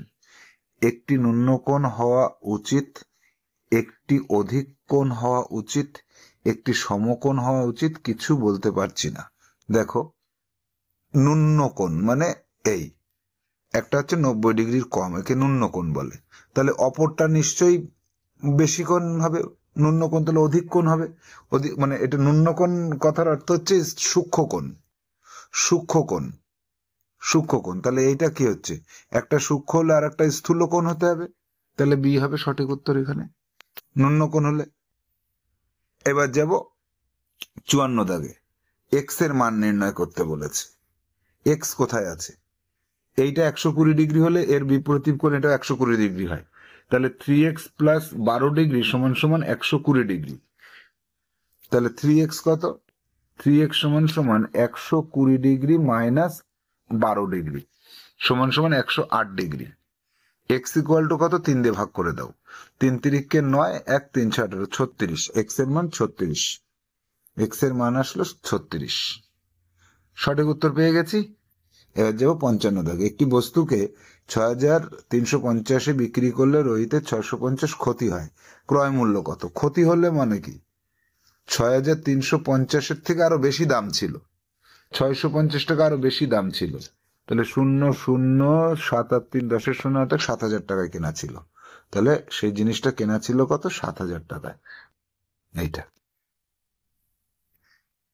56 দাগে। নিচের কোন সংখ্যাটি 45-এর গুণনীয়ক? কোন সংখ্যাটি 45-এর গুণনীয়ক না গুণিতক? 45 দিয়ে ভাগ করা যায় কোনটা? এটা গুণিতক হবে। গুণিতক মানে 45 দিয়ে কাকে ভাগ করা যায়? একে ভাগ করো, একে ভাগ করো, একে ভাগ করো, 4 বার ভাগ করো।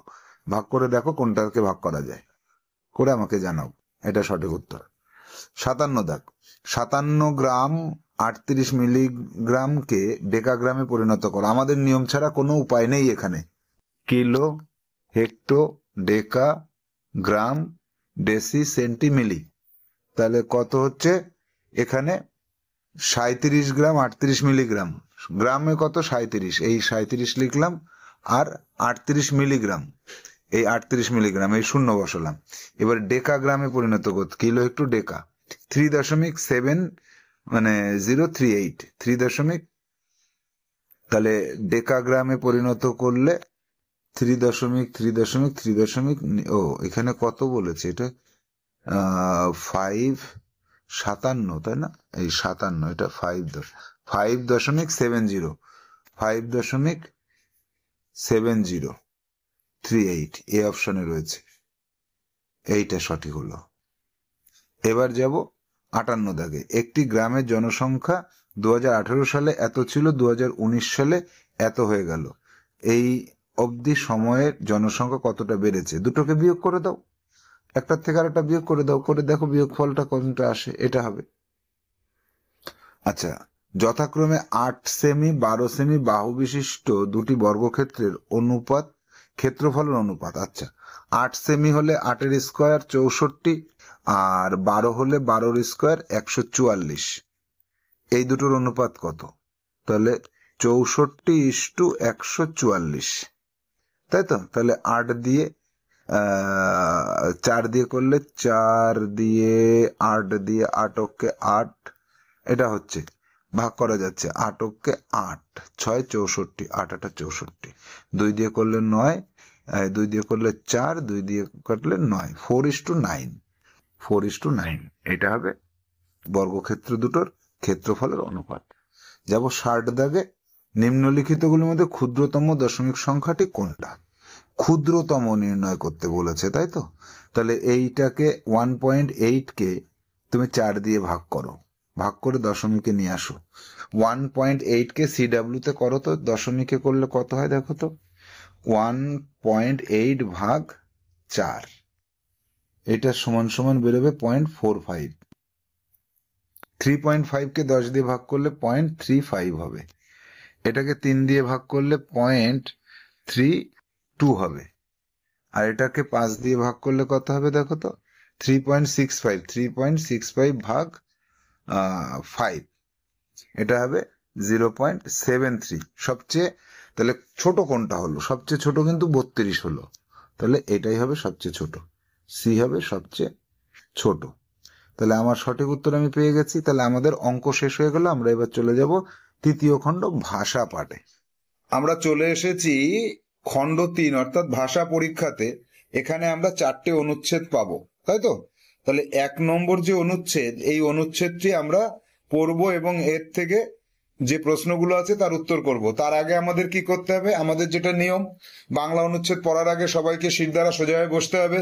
সিদ্ধারা সোজা হয়ে বসে শ্বাস নাও জোরে জোরে, আমি বলার সঙ্গে সঙ্গে নেবে। জোরে আটকে রাখো, ছেড়ে দাও, আবার নাও, শ্বাসটা ধরে রাখো, ছেড়ে দাও, আবার নাও, শ্বাসটা ধরে রাখো, ছেড়ে দাও, আবার শ্বাস নাও, শ্বাসটা ধরে রাখো, ধরে রাখো, ছেড়ে দাও। ধীরে ধীরে চোখ খোলো। এবার খুব ধীরে ধীরে চোখ খোলার পরে আমাদের গল্পটা পড়তে হবে। গল্পটাতে কি আছে আগে পড়ি। গল্প পড়ার সময় কিন্তু খুব ধীরে ধীরে গল্প পড়তে হয়, তাই তো? গল্পটা কিভাবে পড়তে হয়? খুব ধীরে ধীরে। তাহলে গল্পটাকে একটু বড় করে নি। একটি বাজ ও একটি মুরগি নিজেদের মধ্যে কথা বলছিল। বাজ বলতে বাজ পাখি, মুরগি বলতে মুরগি পাখি। তারা নিজেদের মধ্যে কথা বলছিল। বাস্তবে তো সেটা সম্ভব না, গল্পের মধ্যে কথা বলে ওরা। এবার বাজটি মুরগিকে বলছিল, তুমি একটা অকৃতজ্ঞ বেঈমান পাখি। মুরগিকে বাজ পাখি বলছে, তুমি একটা অকৃতজ্ঞ মানে বেঈমান, মানে তুমি যে তোমার উপকার করে তুমি তার উপকার স্বীকার করো না, তাকে অকৃতজ্ঞ বলা হয়। মনে করো আমি ঘোষবাবুর উপকার করলাম, নে ঘোষবাবু তোর খিদে পেয়েছে, 10টা টাকা নে তুই খা। পরের দিন আমার কাছে টাকা নেই, খিদে পেয়েছে, ও আমার দেখায় দেখায় বাউলি খাচ্ছে, দেখায় দেখায় 3-4 রকমের খাবার খাচ্ছে, আমার দিচ্ছে না। এটা হচ্ছে অকৃতজ্ঞ হয়ে যাবে তখন, তাই তো? তাহলে এই অকৃতজ্ঞ এবং বেঈমান পাখি হচ্ছে তুমি। তুমি এমন কথা কেন বললে? মুরগিটা রেগে গিয়ে বলল। বাজ পাখি তখন বাজটি উত্তর দিল, তোমার মালিক তোমাকে খাওয়ায়, যদি সে তোমাকে ধরতে আসে তাহলে তুমি এক কোণা থেকে অন্য কোণায় উড়তে থাকো। তুমি একটি কৃতঘ্ন। কৃতঘ্ন মানে যে উপকার স্বীকার করে না সে হচ্ছে অকৃতজ্ঞ, আর যে উপকারীকেই মেরে ফেলে তাকে বলে হচ্ছে কৃতঘ্ন। আমি একটা জংলি পাখি, তা সত্ত্বেও সেই লোকেদের খুশি করি যারা আমার উপরে দয়া করে। মুরগি আস্তে করে উত্তর দিল, আমি অনেক মুরগিকে ভেত্র যেতে দেখেছি। ভেত্র মানে বুঝতে পারলাম না। যদি আপনি আমার জায়গায় হতেন তাহলে আপনি নিজের মালিকের কাছেই যেতেন না। আমি তো তবুও এক কোণা থেকে অন্য কোণায় উড়ি, আপনি তো পাহাড়ের চূড়ায় ঘুরে বেড়ান। এই জায়গাটা, এই যে পরীক্ষার হলে এরকম একটা লাইন আসবে যে লাইনটার অর্থটা তুমি বুঝতে পারলে না, তাই তো? এই ভেত্র, এই জায়গাটা আমি বুঝতে পারিনি, তাহলে এই জায়গাটাতে যখন বুঝতে পারবো না, এই জায়গাটা আমি ছোট্ট করে আন্ডারলাইন করে রাখবো। এবার আমি একটুখানি ভাববো, মুরগি আস্তে করে উত্তর দিল, আমি অনেক মুরগিকে ভেত্র যেতে দেখেছি, আমি অনেক মুরগিকে ভেত্র যেতে দেখেছি। যদি আপনি আমার জায়গায় হতেন, মানে মুরগিদের ভেত্র যেতে দেখেছি, মানে এই জায়গাটা এটা হতে পারে যে আমি অনেক মুরগিকে মরে যেতে দেখেছি, বা অনেক মুরগিকে অসহায়ভাবে মালিক মেরে ফেলেছে, সেটা আমি দেখেছি, এটা আসতে পারে। এর মানে এইটা ছাড়া আর কিছু হয় না। বেশ, তাহলে এই ভেত্র কথাটার অর্থটা আমার কাছে খানিকটা ক্লিয়ার হলো। ব্যাস, আর বেশি সময় নষ্ট করব না। এবার আমি চলে যাব যে 61 দাগে।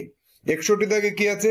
বাজের মতে মুরগি হলো কৃতজ্ঞ, বুঝদার, চালাক, কৃতঘ্ন। কৃতঘ্ন কথাটা কোথাও আছে কিনা দেখি, যে তুমি একটা অকৃতজ্ঞ, কৃতজ্ঞ তো বলেনি, অকৃতজ্ঞ। অকৃতজ্ঞ মানে কৃতঘ্ন নয়, কৃতঘ্ন মানে উপকারীকে যে ক্ষতি করে, আর যে উপকারের উপকারটা স্বীকার করে না তাকে বলা হচ্ছে অকৃতজ্ঞ। তাহলে এবার কৃতঘ্ন কথাটা কোথাও দেখেছি, এই যে তুমি একটি কৃতঘ্ন আছে লাইনটা, এই লাইনটা যেখানে থাকবে সেখানে আমার পরীক্ষার হলে আন্ডারলাইন করতে হবে। আর এই আন্ডারলাইন করেছি বলে এবার আমি সঠিক উত্তরটাকে খুঁজে পেয়েছি, সেটা হচ্ছে বি অপশনে আছে কৃতঘ্ন। ওই আন্ডারলাইন না করে কিন্তু উত্তর করা যাবে না, জানো তো সবাই। 62 দাগে আসো। 62 দাগে বলছে মুরগি রেগে গিয়ে বাসকে কি বলল? আমার সঙ্গে কথা বলো না। মুরগি তো এই কথা বলেনি, দেখি রেগে গিয়ে কি বললো, আগে দেখে আসি। মুরগিটি তুমি এমন কথা কেন বললে, মুরগিটি রেগে গিয়ে বলল, এইটুকুকে ব্র্যাকেট দিয়ে রাখবো। এর উপর ভিত্তি করে আমি এবার প্রশ্নের উত্তর করব। গল্পের মধ্যে লাইনটা খুঁজে পাওয়া যায় অনেক সময়, অনেক সময় যায় না। তাহলে পেয়ে গেছি, তাহলে কি করব? এখান থেকে চলে যাও না, এ কথাও বলেনি, তাহলে কোন কথা বলেছে দেখা যাক। বলেছে যে তুমি এমন কথা কেন বললে, হ্যাঁ এই কথাটা বলেছে, তুমি এমন কথা কেন বললে, তখন সঙ্গে সঙ্গে গোল করে দেবে না, সঙ্গে সঙ্গে গোল করবে না। পরেরটা, অকৃতজ্ঞ বেঈমান, এ কথা তো মুরগি বলেনি, মুরগি শুধু বলেছিল তুমি এমন কথা কেন বললে, তাহলে সি হবে সঠিক উত্তর। ডি অপশনটা না দেখে সি কে গোল করা যাবে? যাবে না, নিয়ম, তাই তো? আচ্ছা 63 দাগে আসো। মুরগিকে ধরে মালিক ড্যাশ আদর করে, খেলা করে, জঙ্গলে ছেড়ে দেয়, ভেজে খেয়ে ফেলে। এইবার দেখো এখানে মুরগিকে ধরে কি করে সে কথাটা কোথাও লেখা নেই। একটা জায়গায় লিখেছে এখানে যে আমি অনেক জায়গায় ভেত্র যেতে দেখেছি। এই ভেত্র যেতে দেখেছি মানে ভেজে খেয়ে ফেলে, তাই না? এবার মানেটা ক্লিয়ার হলো? এইটুকু উপস্থিত বুদ্ধি না থাকলে কম্পিটিটিভ এক্সামে কি করে বসবো, তাই না? তাহলে এবার আমি ভেজে খেয়ে ফেলে এইটাকে গোল করে দেব। ভেজে খেয়ে ফেলে, এটা আমার কাছে মনে হচ্ছে সঠিক উত্তর হতেও পারে, তাই না? ভেজে খেয়ে ফেলে, বোঝা গেল? এবার যাব 64 দাগে। আমি তো তবুও এক কোণার থেকে অন্য কোণায় উড়ি। এরকম গল্পের থেকে লাইন তুলে প্রশ্ন আসতে পারে পরীক্ষায়, আমি বারবার বলেছি, সাজেশন বইতেও বলেছি, তাই তো? 20 রকমের প্রশ্ন হবে মোট। বাক্যে উড়ি শব্দ হলো ড্যাশ, আমি উড়ে যাই, এটা কাজ করা বোঝাচ্ছে না কারণ নাম বোঝাচ্ছে? কাজ করা বোঝাচ্ছে, তাহলে ক্রিয়াপদ, তাহলে এটাকে আমরা ক্রিয়া, এখানে আর গল্পে যেতে হবে না। পদ, পদ এবং ক্রিয়ার কাল, এটাতে কি গল্পে যেতে হয়? যেতে হয় না। ক্রিয়ার কালে অনেক সময় যেতে হয়, বুঝতে হয় যে কি বলতে চেয়েছে, কিন্তু পদ পরিবর্তন করো, শব্দার্থ, বিপরীত শব্দ, এখানে আমি যদি অর্থটা বুঝতে পারি আমি গোল করতেই পারি। আচ্ছা এবার যাবো 65 দাগে। আমি একটি জংলি পাখি, বাক্যটিতে জংলি শব্দটি হলো ড্যাশ। আচ্ছা আমি একটা পাখি, পাখিটা হচ্ছে বিশেষ্য, তাই তো? আমি একটা পাখি, কেমন পাখি? জংলি পাখি, তার উত্তরটা পাওয়া গেল জংলি, তাহলে এটা বিশেষণ আমরা বুঝে গেছি, তাহলে এটাকে আমরা বিশেষণ বলবো। উত্তর কোথায় হলো? সি দাগে হলো, বিশেষণ হলো। এবার যাব পরবর্তী অনুচ্ছেদ। পরবর্তী অনুচ্ছেদে যাওয়ার আগে আমাদের আবারও সিদ্ধারা সোজা করে বসো, চশমা খুলে বসো, চোখ বন্ধ করো, শ্বাস নাও, ধরে রাখো, ছেড়ে দাও, শ্বাস নাও, ধরে রাখো, ছেড়ে দাও, শ্বাস নাও, ধরে রাখো, ছেড়ে দাও, শ্বাস নাও, ধরে রাখো, ছেড়ে দাও। কমপ্লিট। তাহলে এবার আমরা গল্প পড়বো। গল্পটা এবার পড়তে হবে, মন মন দিয়ে পড়বো। একবার একটি সাপ একটি ঝিলের সমস্ত ব্যাঙকে খাবার পরিকল্পনা নিয়ে ঝিলে গেল। তাহলে একটা সাপ ঝিলের যত ব্যাঙ আছে সবাইকে খাবে, ঝিল মানে বড় পুকুর, এই পরিকল্পনা মানে মনে মনে প্ল্যান করা, ফন্দিয়াটা। সাপটা ব্যাঙেদের বলল, আমি এখানে এক ব্রাহ্মণের অভিশাপের কারণে আপনাদের সেবা করতে এসেছি। সাপ এবার ব্যাঙদের বোঝাচ্ছে, আমি তো একজন ব্রাহ্মণ আমাকে অভিশাপ দিয়েছে, তাই আমি আপনাদেরকে সেবা করতে এসেছি। ব্যাঙেদের রাজা খুশি হয়ে গেল আর সমস্ত ব্যাঙেদের সাপটির ব্যাপারে জানালো যে এই জানিস ঘটনাটা ঘটে গেছে। কি? এরকম একজন সাপ ব্রাহ্মণের অভিশাপে আমাদের এখানে এসে আমাদের সেবা করবে, আমাদের আদর যত্ন করবে, তাই না? তাহলে নিজেদের রাজাকে অনুসরণ করে সমস্ত ব্যাঙ সাপের পিঠে চড়ে বসলো, যে তাহলে সেবা করি। কিরকম সেবা করবে? পিঠে করে চড়াবে জলের মধ্যে দিয়ে, যেমন মোটরসাইকেলে করে ভ্রুম ভ্রুম করো ওরকম। তারপরে কি হলো? পরবর্তী দিন সাপটি বলল, আমার তো খাবার নেই, তাই আমি এত দুর্বল হয়ে গিয়েছি আর দ্রুত চলতে পারবো না। ব্যাঙেদের রাজা সাপটাকে বলল, আপনি নিজের লেজের শেষে বসে থাকা সবচেয়ে ছোট ব্যাঙটাকে খেতে পারেন। হ্যাঁ, আর সাপটা একটা ব্যাঙকে খেয়ে ফেললো। হলো, আপনার কষ্ট হচ্ছে তাহলে একটা খান, আমাদের তো পুকুরে প্রচুর ব্যাঙ, একটারে খান। রাজা বলেছে, সবাই রাজি হয়ে গেছে, ব্যাঙ একটা খেলো। এবার আগামী দিনের মধ্যেই সাপটা সমস্ত ব্যাঙগুলিকে খেয়ে ফেললো, আর বাকি ছিল কেবল ব্যাঙেদের রাজা। সবাই এক এক করে খেয়ে ফেলেছে। রাজা মাথার কাছে বসেছিল, তোর আর খেতে পারিনি। পরের দিন সাপটা আবার বলল, আমার তো খাবার নেই, তাই আমি এত দুর্বল যে দ্রুত চলতে পারছি না। ব্যাঙেদের রাজা পুনরায় বলল, আপনি নিজের লেজের শেষে বসে থাকা ছোট ব্যাঙটাকে খেয়ে নিতে পারেন। এইভাবে প্রত্যেকদিন চলছে, সারা গায়ে যে কটা থাকে সে কটারে খায়, আর রাজারে খায় না। পরের দিন আবার সব কটারে বসায়, আবার খায়, সব কটারে বসায়, আবার খায়। আর এবার সাপটা তাকেই গিলে ফেললো। যে রাজা বলেছে ও পিছনেটারে খান, ওরা আগে খাইছে ওরে। বেশ ভালো কথা। এইবার আমরা গল্পটা পড়ে ফেলেছি। এবার গল্প পড়ার পরে আমাদের প্রশ্নে যেতে হবে, এক একটা করে প্রশ্ন দেখব। সাপটা ঝিলে ড্যাশ এসেছিল, ব্রাহ্মণের অভিশাপের কারণে এসেছিল, ব্যাঙেদের খাবার জন্য এসেছিল, ব্যাঙেদের পিঠে নিজের পিঠে বসিয়ে ঘোরানোর জন্য এসেছিল, ঝিলে আরাম করার জন্য এসেছিল। এবার আমার এখানে প্রশ্নের পরে আবার গল্পে আসতে হবে। গল্পে এসে কি করব? আমরা জানি কিন্তু উত্তর, কিন্তু তারপরেও গল্পে আসবো। একবার একটি সাপ একটি ঝিলের সমস্ত ব্যাঙকে খাবার পরিকল্পনা নিয়ে ঝিলে গেল। এই যে খাবার পরিকল্পনা নিয়ে গেল, তাহলে ব্রাহ্মণের অভিশাপে কথাটা সঠিক না। তাহলে আমাকে কি করতে হবে এবার? এই যে ব্যাঙেদের খাবার জন্য এটাকে আমার সঠিক করতে হবে। এবার চলে যাব 67 দাগে। সাপটা ব্যাঙেদের কি বলল? আমি তোমাদের সকলকে খেয়ে ফেলবো, আমি তোমাদের সবার বন্ধু, আমি এত দুর্বল হয়ে গিয়েছি যে দ্রুত চলতে পারি না, আমি ঝিলে বাস করতে এসেছি। তাহলে সাপটা ব্যাঙেদের এই কটা কথার মধ্যে একটা কথা বলেছিল, আমি এত দুর্বল যে আমি চলতে পারি না। দেখো, এই যে সাপটি বলল, আমি এত দুর্বল হয়ে গিয়েছি যে দ্রুত চলতে পারবো না, এই কথাটা বলেছিল একবার। এই লাইনটা আন্ডারলাইন করলাম। এই আন্ডারলাইন করার জন্যই আমি উত্তরটা করতে পারবো, তাছাড়া কিন্তু আমি উত্তর করতে পারবো না। আন্ডারলাইন না করে উত্তর করবে কেউ? করবে না। এবার 68 দাগে আসো। শেষে সাপটি কি করলো? ঝিল ছেড়ে চলে গেল, সমস্ত ব্যাঙেদের সঙ্গে বন্ধুত্ব করলো, ব্যাঙেদের রাজাকেও গিলে ফেললো, নিজের লেজটাই খেয়ে ফেললো। তাহলে আমি গল্পে চলে আসি। গল্পে এসে দেখি, এই যে আপনি নিজের লেজের কাছে বসে থাকতে পারেন, আর এইবার সাপটা নিজে তাকেই খেয়ে ফেললো। তাহলে সাপটা যখন তাকেই খেয়ে ফেললো মানে কাকে? রাজাকে। এই লাইনটা আন্ডারলাইন করলাম। আমি সঠিক, এবার আমার মনে জোর আছে, আমি সঠিকটা আন্ডারলাইন করতে পেরেছি। এবার আমি উত্তর করি। তাহলে এবার এরকম পরীক্ষার হলে সঠিকটাকে নিজের মন থেকে জোর দিয়ে বলতে হবে আমি সঠিকটা খুঁজে পেয়েছি। তাহলে এটার উত্তর করে ফেললাম। এবার যাবো 69 দাগে। দুর্বলের বিলোম। বিলোম মানে হচ্ছে বিপরীত শব্দ। তোমাদের পরীক্ষায় বিপরীত শব্দ বলে আসবে। বিলোম হচ্ছে দুর্বল শক্তিশালী। এটা তো আর আমার গল্পে যেতে হবে না, গল্পে যাওয়ার দরকার আছে নেই। 70 দাগে আসো।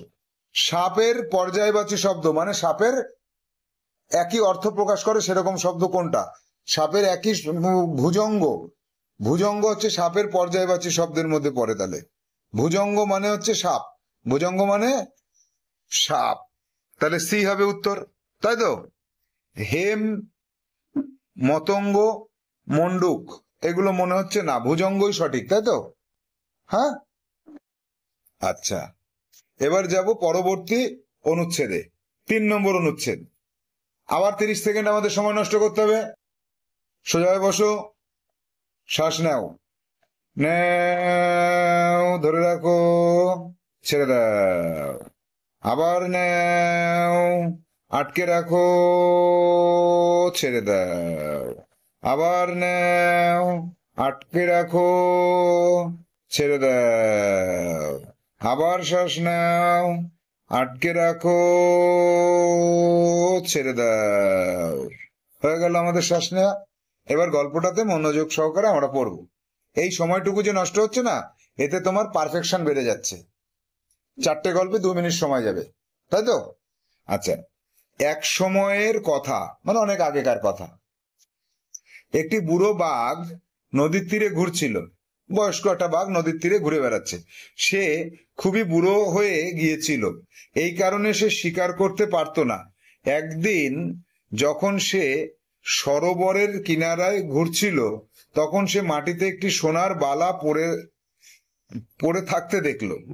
তাহলে সরোবর মানে বড় পুকুর, তার পাড় দিয়ে যখন হেঁটে যাচ্ছিল, দেখলো একটা সোনার বালা পড়ে রয়েছে। সে সেইটিকে তুলে নিয়ে একটি পরিকল্পনা করলো। এখন সে সরোবরের তীরে দাঁড়িয়ে সারাদিন ধরে চেঁচাতে থাকে, হে যাত্রীরা, এই সোনার বালা দান দিবার আছে, হে যাত্রীরা, সোনার বালা দান দিবার আছে, মানে এই সোনার বালাটা দেবো তোমাদের, আসো আসো আসো, আরিয়ান আসো, সোনার বালাটা নিয়ে যাও, অরিত্র আসো, সোনার বালাটা নিয়ে যাও, এরকম করে সবাই ডাকছে। এই কথা শুনে একজন যাত্রীর লোভ হলো। সবাই তো আর বোকা না, সবাই তো চালাক, সবাই তো চলে আছে, ওরে বাবা, আমার সোনার বালা দেবা, আমি যাব না। একটা যাত্রীর লোভ হলো, যাই তাহলে নিয়ে আসি। সে সোনার বালার সম্পর্কে বাঘকে বিশ্বাস করতে না পেরে জিজ্ঞাসা করলো, তোমার কাছে সোনার বালা আছে তো?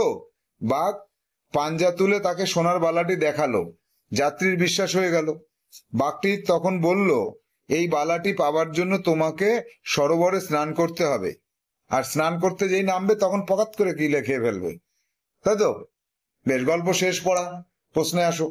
71 দাগে কি আছে? বুড়ো বাঘ নদীর তীরে কি করছিল? ঘুরছিল, ঘুমোচ্ছিল, কিছু খুঁজছিল, বসেছিল। সঠিক উত্তর আমি না দেখে উত্তর করব না। নদীর তীরে ঘুরছিল, এই যে এখানে আন্ডারলাইন করে দিলাম। আন্ডারলাইন করার জন্য এবার আমি সঠিক উত্তর খুঁজে পেয়ে গেছি। নদীর তীরে ঘুরছিল, বি হবে সঠিক উত্তর। কি সিস্টেম ঠিক আছে তো? আচ্ছা, এবার 72 দাগে আসো। বাঘ শিকার করতে পারতো না কেন? সে ভালো ছিল, সে বুড়ো ছিল, সেখানে কেউ আসতো না, সে শিকার করতে পারতো না। দেখা যাক আমার বইতে কি আছে। গল্পতে সে বুড়ো হয়ে গিয়েছিল, সেই কারণে সে শিকার করতে পারতো না, আন্ডারলাইন করে ফেললাম। এবার সঠিক উত্তরটা খুঁজে দেখি। সে বুড়ো হয়ে গিয়েছিল, তাহলে এই কথাটা এবার আমি মনের জোর দিয়ে বলতে পারবো তো আমি সঠিক উত্তর করেছি? হ্যাঁ, দোয়া টানায় তো দো মনা তো থাকলো না। জানি না, সঠিক হতেও পারে, নাও হতে পারে, এরকম মনে হচ্ছে সঠিক একদম। আচ্ছা, এবার 73 দাগে।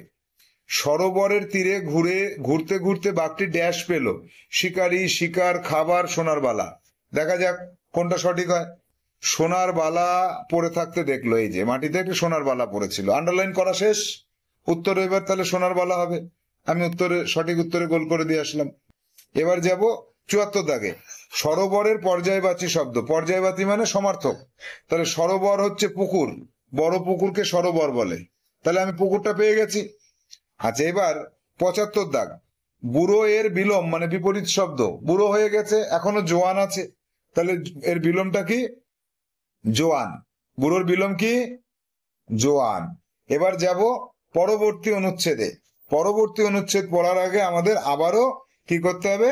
শ্বাস নিতে হবে। সোজা হয়ে বসে যাও, শুরু করো। শ্বাস নাও, আটকে রাখো, ছেড়ে দাও, শ্বাস নাও, আটকে রাখো, ছেড়ে দাও, শ্বাস নাও, আটকে রাখো, ছেড়ে দাও, শ্বাস নাও, আটকে রাখো, ছেড়ে দাও। এবার গল্প পড়ব। অনুচ্ছেদ নাম্বার 4। এক শিশু দুপুরে খালি পায়ে ফুল বিক্রি করছিল। শিশু মানে শিশু মানে একটা ছোট বাচ্চা ছেলে, কার মতো? আকাশের মতো। ও ফুল বিক্রি করছিল, মানুষ দরদাম করছিল। দরদাম মানে এই কয় টাকা রে? 7 টাকা করে। কেন? কালকে যে 6 টাকা ছিল, নে দুটো নিবানি, 6 টাকা করে নে। না না, আমি 6 টাকা করে দেব না। তাহলে 6.5 টাকা দে। এটা কি বলে? দরদাম করা, দর কষাকষি, এটারে বলে, তাই তো? হ্যাঁ, বার্গেনিং বলে। কি বলে? বার্গেনিং। এক ভদ্রলোকের তার পা দেখে খুবই দুঃখ পেলেন, তিনি ছুটে গেলেন কাছে। ভদ্রলোক ওই বাচ্চাটির পা দেখে দুঃখ পেয়েছেন এবং তার কাছে ছুটে চলে গেলেন। কাছে গিয়ে কি বলছে এবার দেখা যাক। কাছে গিয়ে বলছে, দোকান থেকে বুট নিয়ে এসে তাকে বলল, বাবা বুটটা পরে নাও। কাছে ছুটে গেল, তার দোকান থেকে একটা বুট কিনে এনে বললো, কে না বাবা, এই বুটটা তুমি পরো। ছেলেটা সঙ্গে সঙ্গে বুটটা পরে নিল, খুব খুশিও হলো। তা এখন এরম যদি একটা বুট কিনে দিই আকাশ, সে তো খুশিই হবে, বুট জুতো পরে ঘুরবে। আর ওর কাছে আমরা ডিম চাইলি বলে কি নাই, ডিম খাওয়ায় না আমাদের কোনোদিন, কিন্তু ও খুশি হলো বুটটা পরে। ভদ্রলোকের হাত ধরে বলতে লাগলো, আপনি ভগবান তো?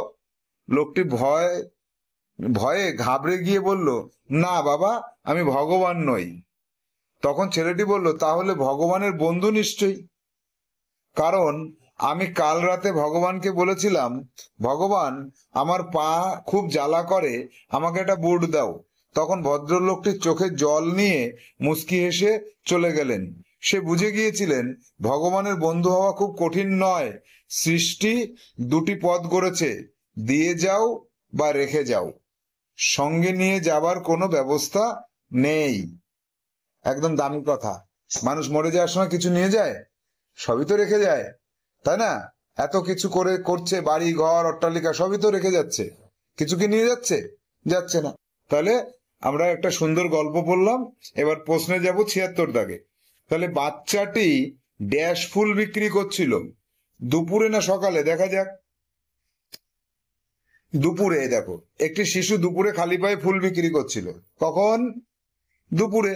তাহলে আমরা সঠিক উত্তরে আন্ডারলাইন করে এবার উত্তরের গোল করে দিলাম, দুপুরে। এবার আসবো 77 দাগে। ভদ্রলোক বাচ্চাটির কি দেখতে পেলেন? ভদ্রলোক বাচ্চাটির কি দেখতে পেলেন? আন্ডারলাইন করো। ভদ্রলোক দরদাম করছিল, এই যে এক ভদ্রলোক শিশুটির পা দেখতে পেলেন, পাতে আন্ডারলাইন করেছো। এবার আমরা চলে আসি সঠিক উত্তরে, কি হবে? পা দেখতে পেলেন, শিশুটির পা দেখতে পেলেন। কি পা দেখলেন? খালি পা। কি পা দেখেছিলেন? খালি পা। 78, কাছের দোকান থেকে ভদ্রলোক ড্যাশ নিয়ে এলো। কাছের দোকান থেকে ভদ্রলোক এই একটা বুট নিয়ে এলো, এই যে বুট, দেখেছো? আন্ডারলাইন করলাম। এবার আমি উত্তরটা সঠিক করতে পারছি, বুট নিয়ে এলেন, এই যে বুটের গোল করে দিলাম। এবার সৃষ্টিকর্তা, এটা হবে সৃষ্টি কতগুলি পথ তৈরি করেছেন? সৃষ্টির দুটো পথ তৈরি করেছেন, এই যে দুটি পথ গড়েছেন, দিয়ে যাও বা রেখে যাও, নিয়ে যাওয়ার কোনো উপায় নেই। তাহলে দুটি পথ, সৃষ্টির দুটি পথ, এই দুটি পথে গোল করে দিলাম।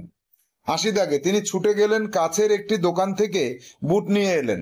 এটা গল্পের থেকে হুবহু লাইন তুলে দিয়েছে।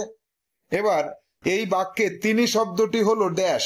তিনি, তিনি মানে হচ্ছে কারণ নামের পরিবর্তে যা ব্যবহার করা হয় সেই পদকে বলা হয় সর্বনাম পদ। আমি, তুমি, সে, তারা, তিনি, এগুলো সর্বনাম। তাহলে এটা হবে সর্বনাম পদ। তাহলে পদের উপর একটা প্রশ্ন থাকার কথা। তাহলে এই যে আমরা আমাদের যে মক টেস্ট নাম্বার কত? এটা মক টেস্ট নম্বর 4 নম্বর মক টেস্টের আমরা সম্পূর্ণ প্রশ্নের উত্তর করে ফেললাম। এই সঙ্গে আমি HW দিয়ে দিচ্ছি। HW কি হবে? HW হবে 1 থেকে 40 দাগ পর্যন্ত যে প্রশ্নগুলি আছে সেগুলিকে অঙ্কন করবে, অঙ্কন করে সঠিকটা টিক চিহ্ন দেবে। 2 নম্বর কি থাকবে? HW 2 নম্বর HW থাকবে অঙ্কগুলোকে খাতায় কষবে, কষে উত্তর করবে। 3 নম্বর HW কি থাকবে? 1 থেকে 80 পর্যন্ত ওএমআর শিটে কালো কালি দিয়ে গোল করবে, পরীক্ষা দেবে দ্বিতীয়বার। তারপরে কত পাও সেটা উত্তর মিলিয়ে দেখতে হবে। 100 পেতে হবে। এটাই তোমার মনের মধ্যে নিজের কাছে নিজের চ্যালেঞ্জ। তাহলে আমরা পরবর্তী ক্লাসে পরবর্তী মক টেস্টের কোশ্চেন নিয়ে আসবো। ততদিন পর্যন্ত ভালো থাকো, সুস্থ থাকো, প্র্যাকটিস করো। Tata, bye bye.